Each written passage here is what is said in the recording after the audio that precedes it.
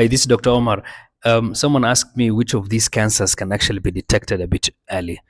Breast cancer, prostate cancer, pancreatic cancer, lung cancer, and stomach cancer.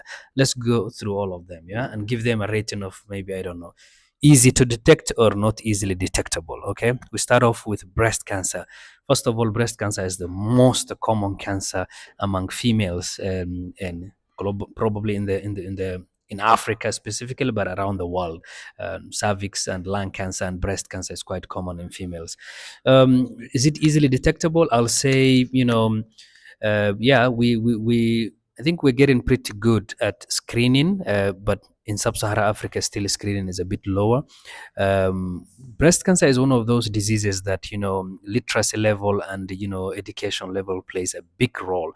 Many people don't even touch themselves. They don't even. Many women don't even check their breasts. Many women are, come with wounds, and in places like Garissa Cancer Center, I see people with advanced breast cancer, literally like sometimes wound on the breast. So it depends on who actually is the patient, and education plays a big role. Prostate cancer. Prostate cancer is a bit, I will say, kind in the middle, not very hard to detect and also not very easy to detect, because we use some test called a prostate specific antigen, which is just a blood draw. Sometimes many things can raise that higher, but I think in the eyes of a good clinician and someone who really can put the risk profile of a patient, because they're elderly, they have bone pain, they have urine problem, maybe they can ask for a PSA test and then pick up, the prostate cancer like that. Next, third one is pancreatic cancer. This one is really bad, one of the bad cancers. If you ever want to call cancer bad, this is the prototype of a bad cancer.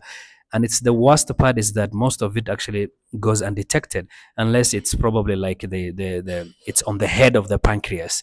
The pancreas is the organ, at the back of your kidneys, or even at the back of your, behind the stomach, or and behind the liver or somewhere there, that produces insulin, and the one that controls your sugar. One of the most dangerous cancers, and highly high mortality. Many people die, from this disease within 1 year or even 2 years max. And it does not really have a lot of symptoms.